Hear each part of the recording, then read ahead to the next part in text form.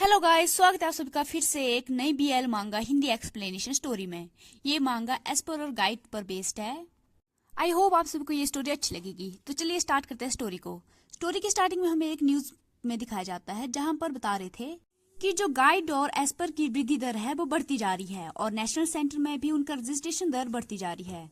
माना जा रहा है कि आजकल केवल आक्रामक एबिलिटी यूजर ही नहीं बल्कि रक्षात्मक एबिलिटी यूजर भी अलग अलग तरीके से अपनी स्किल को डेवलप कर रहे हैं। नेशनल सेंटर ने प्रोसेस को बूस्ट करने का सुझाव रखा है जिससे कि आपके अनुकूलित मैचिंग रेट पार्टनर के साथ आपको जोड़ा जाएगा। इसी भीड़ में हमारा मेन कैरेक्टर भी होता है। वो सोचता है इस न्यूज को देखकर, पार्टनर अगर कोई मैचिंग रेट पार्टनर ही ना हो तो क्या ये प्रोसेस सारी सारी यूजलेस नहीं बन जाएगी। और एक लंबी सांस लेता है और उसे छोड़ता है। फिर दिखाया जाता है इसका नाम चोई त्यून है और ये एक गाइड है। ये बताता है कि इस दुनिया में 3 तरह के लोग रहते हैं। जिसके पास स्पेशल एबिलिटी होती है उसे एस्पर कहा जाता है, और दूसरा है गाइड जो एस्पर की एबिलिटी को कंट्रोल करता है, उसको मेंटेन करके रखता है। और तीसरा है ऑर्डिनरी ह्यूमन जिसके पास कोई भी एबिलिटी नहीं होती है। ना तो उसे एस्पर कहा जाता है ना ही गाइड कहा जाता है, उसे मिडिल कहा जाता है। पर्टिकुलर में कहा जाए तो एस्पर के पास ऑर्डिनरी ह्यूमन क्षमता से ज्यादा पावर होती है। वो कोई भी मिशन वेरियस टाइप मिशन को कैरी करता है। एस्पर की मोस्ट इम्पोर्टेंट चीज है इतने में पीछे से ब्लास्ट की आवाज आती है। चोई त्यून पीछे की ओर मुड़कर देखता है। उसकी धड़कनें बहुत ज्यादा तेज हो गई होती है और वो बहुत ज्यादा घबरा रहा था। वो देखता है पीछे बहुत सारे लोग भागने लगते हैं और चिल्लाने लगते हैं, एवरीवन भागो, बिल्डिंग गिरने वाली है। ट्यून पीछे की ओर देखता है और सोचता है कम ऑन ये कुछ ज्यादा हो रहा है, और देखता है जहां पर एस्पर ने अपना आपा खो दिया होता है। वो आउट ऑफ कंट्रोल हो गया था और उससे सारी की सारी एनर्जी बाहर निकल रही थी जिसके कारण ब्लास्ट हुआ था। और यहाँ पर बताया जाता है कि एस्पर के लिए उनके पार्टनर जो कि गाइड होते हैं उनकी एग्जिस्टेंस बहुत ज्यादा जरूरी होती है। जो स्पेशल एबिलिटी वाला पर्सन होता है वो बिल्कुल डिफरेंट होता है ऑर्डिनरी ह्यूमन बीइंग से। और एस्पर को उनकी एबिलिटी के अनुसार ऑफेंसिव और डिफेंसिव टाइप में रखा गया है, उनको डिवाइड किया गया है। उनको स्ट्रॉन्गेस्ट बीइंग का नाम दिया गया है क्योंकि ह्यूमन लिमिट से ज्यादा उनके पास पावर होती है। लेकिन उनकी पावर की भी एक लिमिट होती है। अगर वो अपनी एबिलिटी का ज्यादा यूज करेंगे तो वो उनकी मेंटलिटी को खराब कर देती है। जैसे कि ओवरलोड मशीन के साथ होता है, ज्यादा परफॉर्म करने के बाद वो काम करना बंद कर देती है। वैसे ही एस्पर के साथ होता है, अगर वो अपनी एबिलिटी का ज्यादा यूज करेंगे तो अपना कंट्रोल खो देते हैं। इसीलिए गाइड की एग्जिस्टेंस होना बहुत ही ज्यादा जरूरी होता है। वो उनको रास्ता दिखाता है, जैसे कि नाम से ही पता चल रहा है।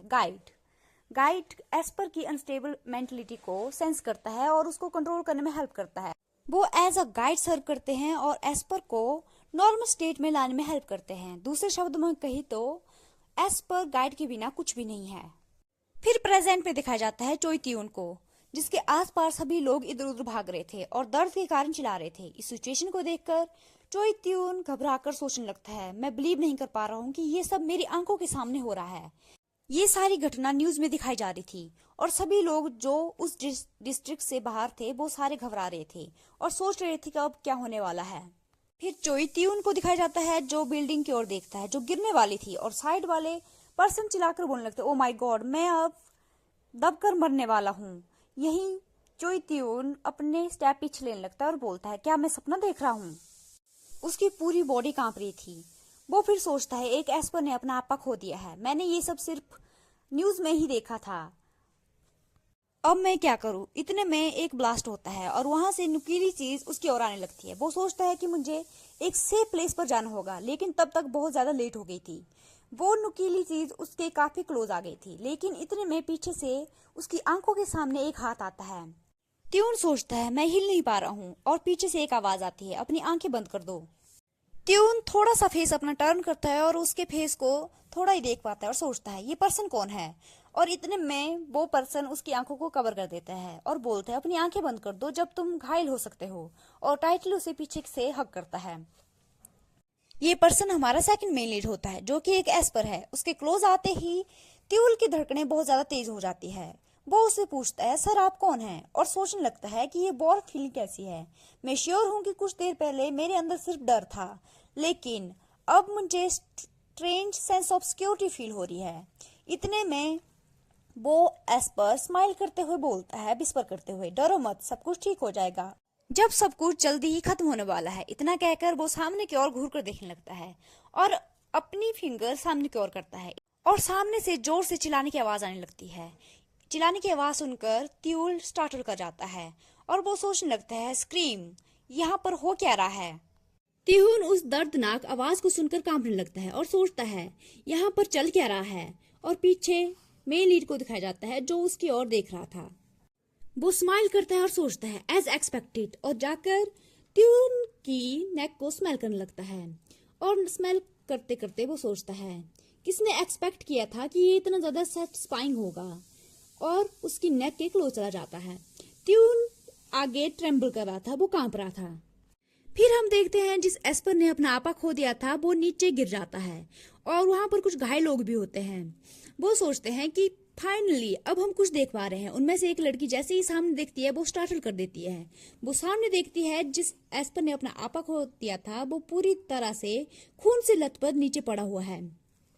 फिर मेन लीड को दिखाया जाता है, वो उस सिचुएशन की ओर देखता है और सोचता है दिस इज नॉट, ये सेफेस्ट प्लेस नहीं है, ये बहुत ही ज्यादा स्कैरी है। और ट्यून को दिखाया जाता है जो वहां पर बेहोश हो जाता है। इतने में आर्मी वहां पर गन लेकर पहुंच जाती है। मेन लीड ट्यून को उठाता है और बोलता है सच अ स्कैरी प्लेस। सामने से वो आर्मी पर्सन में से एक पर्सन बोलता है, ये पर्सन तो टीवी पर आता है, और दूसरा जो इनका हेड होता है वो उस सिचुएशन को देखकर सोचने लगता है अनबिलीवेबल, इस जगह पर जहां पर कोई भी एस पर आने की हिम्मत नहीं कर रहे थे, ये एक मजाक की तरह खत्म हो गई।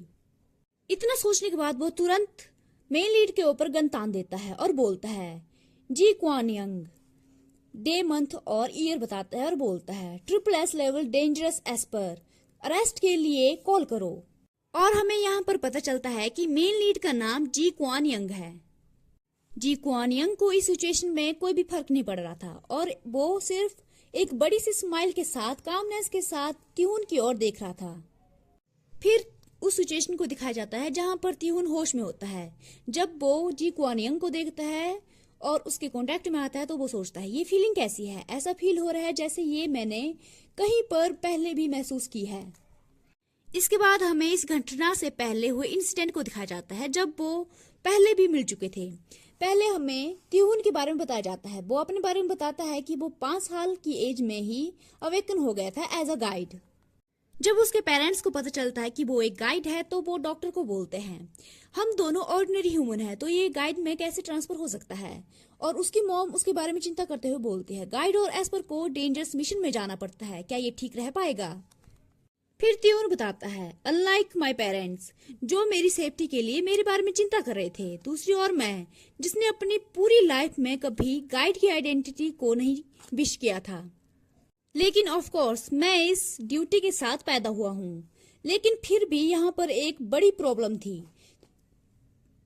जब चोई त्यून 28 साल का था तब दिखाया जाता है जहां पर वो किसी को चिल्लाकर बोल रहा था मैं आज के बाद कभी भी मैचिंग टेस्ट लेने वाला नहीं हूँ। वो डॉक्टर के सामने होता है। डॉक्टर बोलता है ओ त्यून ऐसा मत बोलो। त्यून बोलता है 23 साल हो गए हैं जब मैं इन सालों में मैंने 100 से भी ज्यादा बार टेस्ट दे चुका हूँ। और स्क्रीन की ओर इशारा करते हुए बोलता है लेकिन मेरी मैचिंग रेट 20% से ज्यादा नहीं बढ़ी। और स्क्रीन पर दिखाया जाता है जहां पर उसकी मैचिंग रेट रिजल्ट सिर्फ 9% ही दिखाया जा रहा था। और त्यून चिल्लाकर बोलता है ये एक मिडिल की तरह है, यानी कि ऑर्डिनरी ह्यूमन की तरह। फिर दूसरा डॉक्टर बोलता है हमने भी ऐसी सिचुएशन कभी नहीं देखी है जब से सेंटर ओपन हुआ है।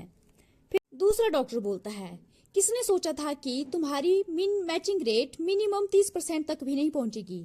और फिर बोलती है काम डाउन काम डाउन, हम फिर से ट्राई करेंगे जब तुम अच्छा फील करोगे। तो ये सुनकर त्यून अपने हाथों को टाइटली क्लिंच करता है और जिसके कारण उसके हाथ कांपने लगते हैं और गुस्से से बोलता है अगर तुम लोगों ने मुझसे एक बार फिर से टेस्ट लेने के लिए कहा तो मैं तुम्हारा नेशनल न्यूज़पेपर में तुम्हारी कंप्लेन कर दूंगा। ये सुनकर लेडी डॉक्टर बोलती है तुम ऐसा नहीं कर सकते हो। फिर त्यून अपने बारे में बताता है कि 23 सालों से मैं मैचिंग टेस्ट करवा रहा हूँ सिर्फ और सिर्फ अपना एस्पर ढूंढने के लिए। मुझे लगा कि जब मुझे वो लिस्ट मिली तो वो मेरा हैप्पीएस्ट डे था अनटिल जब तक मैं अपने एस्पर से न मिला। फिर उस मोमेंट को दिखाया जाता है जहां पर वो अपने एस्पर से मिलने जा रहा था। वो ऑफिस के लिए तैयार हो रहा था और बोलता है साइनिंग इवेंट। उसके ब्रदर और सिस्टर बोलते हैं। पहले उसका ब्रदर बोलता है ह्यूंग तुम्हारे ऑफिस बिल्डिंग के फर्स्ट फ्लोर पर साइनिंग इवेंट हो रहा था जो कि बुक स्टोर में है। फिर उसकी लिटिल सिस्टर स्पार्कल आई के साथ त्यून की ओर देखती है और बोलती है, क्या तुम लंच टाइम में थोड़ा सा समय निकालकर मेरे लिए ऑटोग्राफ ला सकते हो प्लीज? तुम्हें बस मेरे लिए ऑटोग्राफ लाना है। तुम्हें पता है मैं जी क्वान यंग को कितना ज्यादा पसंद करती हूँ। बस तुम मेरे इस बार हेल्प कर दो प्रीटी प्लीज।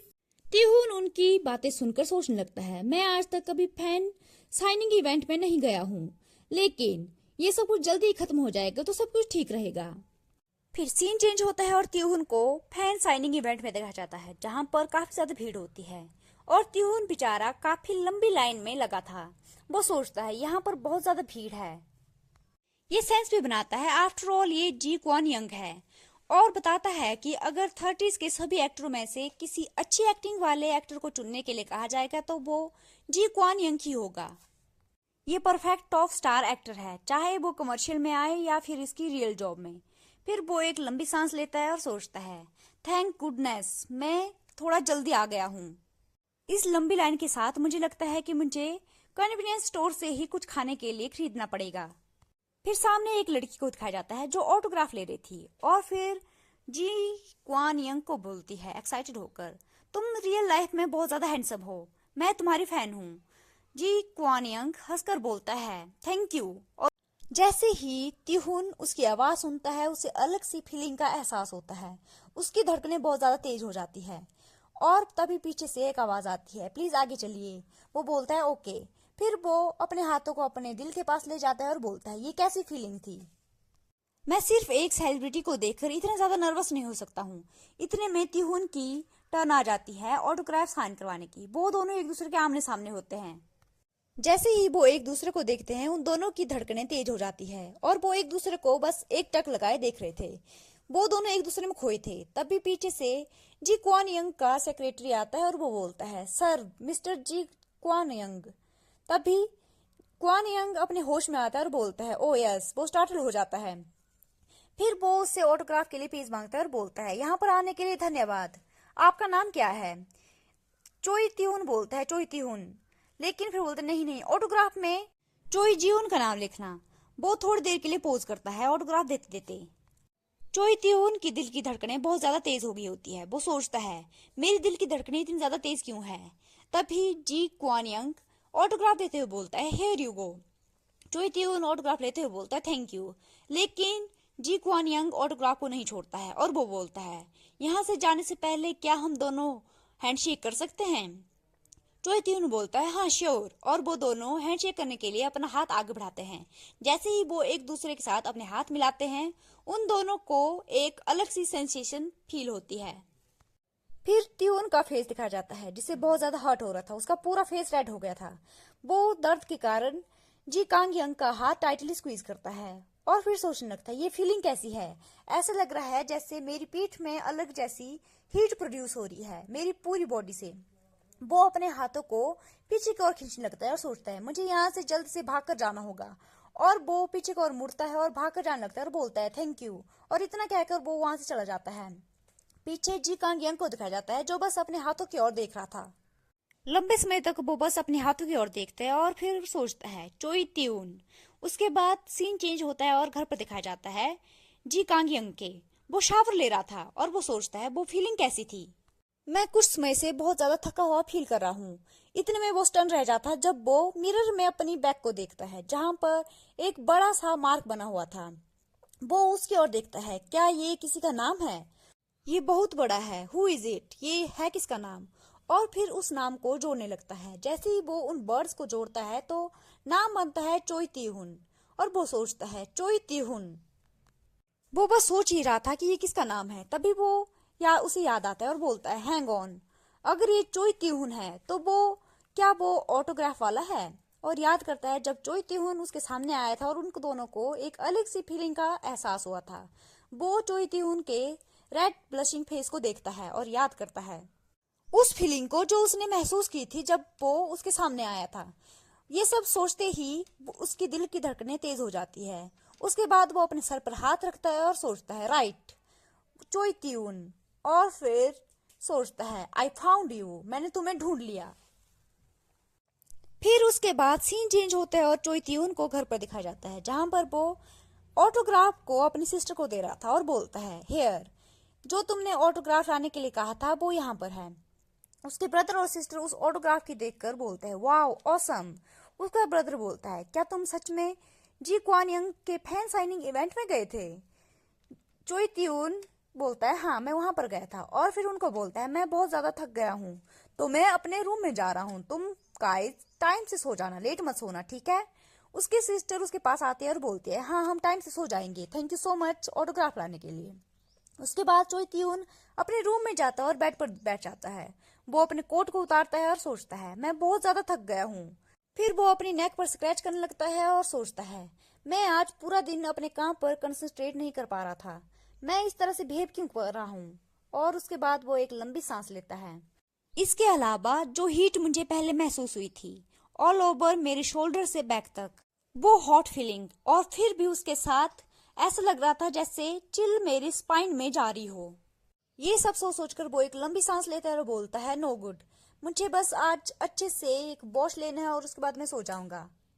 फिर तभी वो अचानक से उसकी नजर उसके मिरर पर जाती है, जहां पर वो अपने बैक पर एक बड़े से मार्क को देखता है।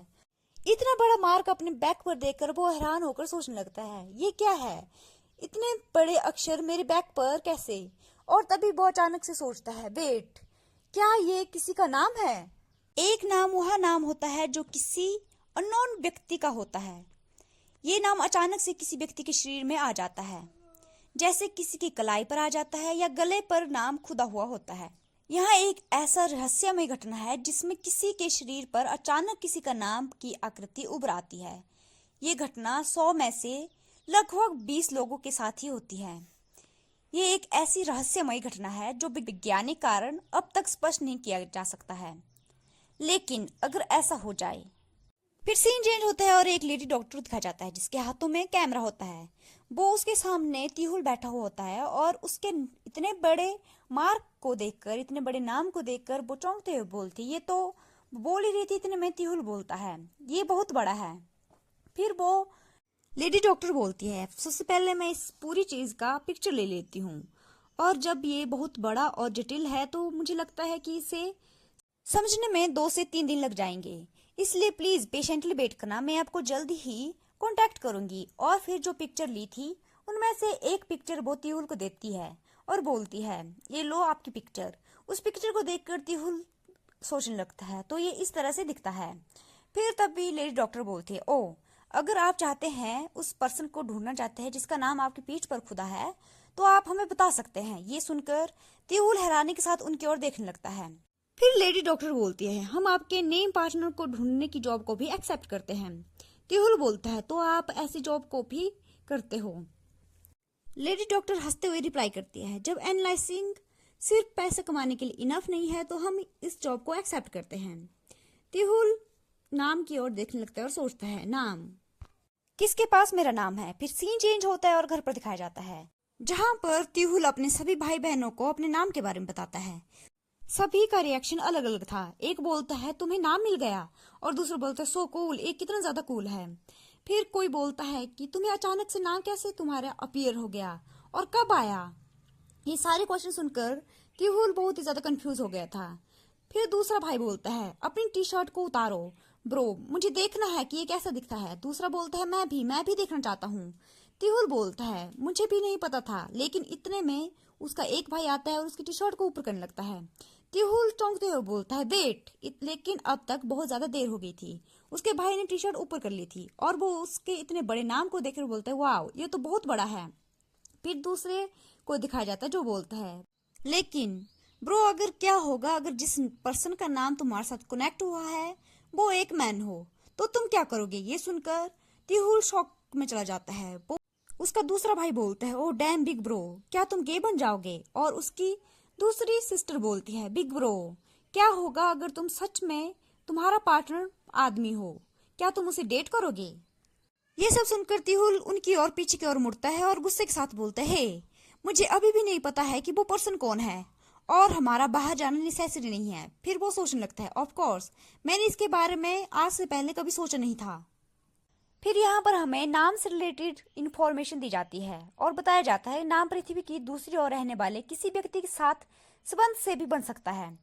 या एक ही देश से, एक ही स्थान से भी नाम जुड़ा हुआ हो सकता है। यहाँ पर कुछ केसेस ऐसे भी देखे गए हैं जहाँ पर नाम सेम सेक्स वाले पर्सन के बीच में भी फॉर्म्ड होता है और वो एंड में बाइसेक्सुअल बन जाते हैं। और कुछ लोग ऐसे भी हैं जो भाई बहनों की तरह एक दूसरे के साथ मिलते जुलते हैं। फिर तिहुल की सिस्टर एक्साइटेड होकर बोलती है, फिर भी ये बहुत ज्यादा रोमांटिक है। सोचो, तुम्हारे पास सिर्फ एक ही पर्सन है जिसके साथ तुम अपना नाम शेयर करते हो, ये कितना ज्यादा रोमांटिक है। फिर तिहुल बोलता है, इन सभी एक्साइटमेंट के लिए मैं बहुत ज्यादा बूढ़ा हो गया हूँ, मेरे लिए बस ये सडन चेंज की तरह है। फिर वो अपने हाथों को टाइटली क्लिंच करता है और बोलता है, और नेम, आज तक जितना भी मैंने मैचिंग टेस्ट दिए हैं उनमें से मैं किसी में भी पास नहीं हुआ हूँ। मुझे एक भी एस्पर नहीं मिला है जिसके साथ मेरी राइट वेवलेंथ मैच होती हो। और नाम से कोई फर्क नहीं पड़ता है। वो ये सब बहुत ही डिप्रेस्ड होकर बोल रहा था। उसके भाई बहन उसके बारे में चिंता करते हुए उसकी ओर देखते और बोलते हैं, बिग ब्रो। फिर तिहुल प्रिटेंड करता है कि वो ठीक है और बोलता है, एनीवे, अगर ये सिर्फ कोई विशेष रिश्ता नहीं है बल्कि सिर्फ और सिर्फ नाम शेयर करना है तो मुझे यकीन है कि मेरे जैसे किसी आदमी के साथ ऐसा कभी नहीं होगा। फिर सीन चेंज होते हैं और जी कांग को दिखाया जाता है जो चोई तिहुन का इन्फॉर्मेशन को चेक कर रहा था, जहां पर दिखाया जाता है कि चोई तिहुन 6 भाई बहनों में से सबसे बड़ा है और वो 28 साल का है और 5 साल की एज में ही उसे पता चल गया था कि वो एक गाइड है और जो करंटली मैच्ड एस्पर है वो नन है। उसका कोई भी मैच्ड एस्पर इसमें नहीं है। इसके बाद जी कांग बताता है, जब फर्स्ट टाइम मैंने चोई तिहुल को देखा तो मैंने सोचा कि मैं उसे मारना चाहता हूँ। मेरे सेंसेस मुझे ऐसा महसूस हुआ कि वो अचानक से उबल रही है, बॉयल हो रही है। मुझे लगा कि वो अनोइंग और घृणा वाली फीलिंग है जब सबकी निगाहें, सबकी नजरें मेरे ऊपर थी। और अगर मैं अपना हाथ बढ़ाऊं और चोई तिहुन की नेक को ग्रैब करूं, और जिस मोमेंट में मैंने सोचा कि मैं उसकी नेक को पकड़ना चाहता हूं, उसी मोमेंट तभी एक पीछे से आवाज आई, मिस्टर जी क्वान यंग, और मैं अपने होश में आ गया। और जो मेरी थॉट थी चोई तिहुन को मारने की, वो कम्प्लीटली खत्म हो गई। मोर एग्जैक्टली कहूँ तो मुझे एहसास हुआ कि जो फीलिंग मैं महसूस कर पा रहा हूँ वो उसे मारने वाली नहीं है। मैं उसे मारना नहीं चाहता था, बल्कि मैं उसे पाना चाहता था, उसे अपना बनाना चाहता था। उस समय उसकी हार्ट बीट काफी ज्यादा तेज हो गई थी और उसे समझ आ गया था कि वो उसे उससे क्या चाहिए। फिर प्रेजेंट में दिखाया जाता है जहां पर वो सोच रहा था, अगर मैं चाहता तो उसे उसी समय अप्रोच कर सकता था। लेकिन वो चोई तिहुन के मैचिंग रेट की रिपोर्ट को देखते हुए बताता है, इवन इतने लंबे समय तक मैचिंग टेस्ट लेने के बावजूद भी उसका किसी एस्पर के साथ मैचिंग रेट मैच नहीं हुआ। और उसका एक ऐसा पार्ट भी था जहां पर वो एज अ गाइड रहना रिफ्यूज कर रहा था। फिर जी कांग यंग स्माइल करता है और बोलता है, बेल, जल्दी की कोई जरूरत नहीं है। मैं उससे कोई अननेसेसरी रिजेक्शन कॉज नहीं करना चाहता हूँ। मैं ऐसे भी उससे जल्दी ही मिलने वाला हूँ। फिर प्रेजेंट में दिखाया जाता है जहां पर एस्पर ने अपना कंट्रोल खो दिया था और जी कांग चोई तिहुन को बचाने के लिए वहां पर आया था। और उस मोमेंट को दिखाया जाता है जहां पर तिहुन बेहोश हो गया था और जी कांग ने उसे अपनी गोद में उठाया था। इस पार्ट में हमने देखा कि चोई तिहुन जी कांग के साथ अपने एस्पर के साथ कैसे मिला। अगले पार्ट में हम देखेंगे कि ये स्टोरी आगे कैसा मोड़ लेती है। Thank you so much for watching. See you in the next video. Have a nice and great day. Bye bye.